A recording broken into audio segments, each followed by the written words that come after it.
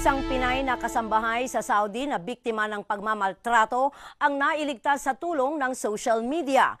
Binubugbog at ikinulong ng halos 1 taon sa kanyang kwarto si Marjeline De Guia Mendez ng kanyang amo na isa raw retired police general.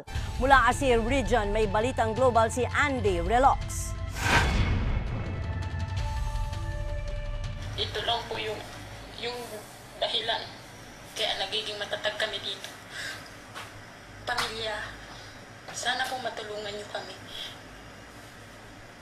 Hindi na po namin kaya.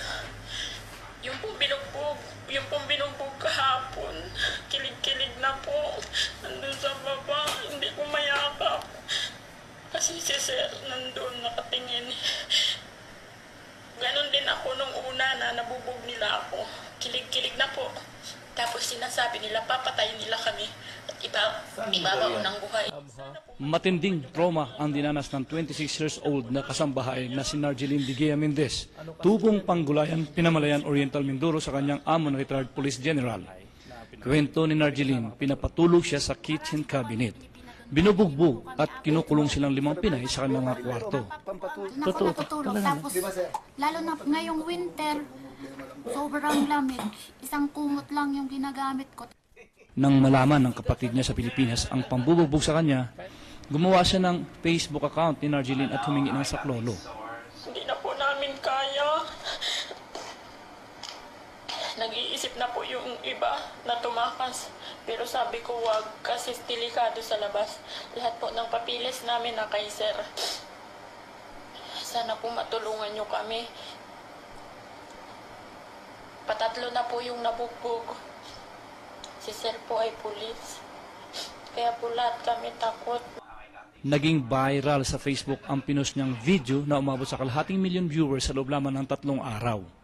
Isa ako sa nag-share sa Facebook dahil Jeffrey tumatawa. Dahil Naawa ako sa babae, kinukulong ng kanyang amo dito sa Saudi Arabia, Aba. Humingi rin ng tulong ang kapatid ni Marjeline sa balitang global na agad itinimbre kay Consul General Leo Tito Ausan Jr. ang sitwasyon ng Pinay.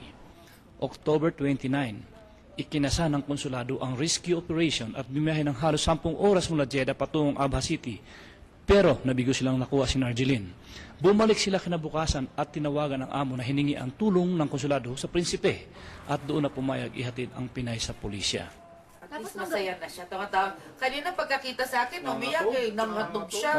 Sabi niya, ma'am, huwag niyo ako ibibigay kahit kanina. Trauma. Kaya naawa yung commander kanina. Nakita siya umiyak at nanginginig. Abot-abot ang pasasalamat ng biktima sa lahat ng sumuporta sa kanya sa social media, sa Filipino community at sa ABS-CBN The Filipino Channel.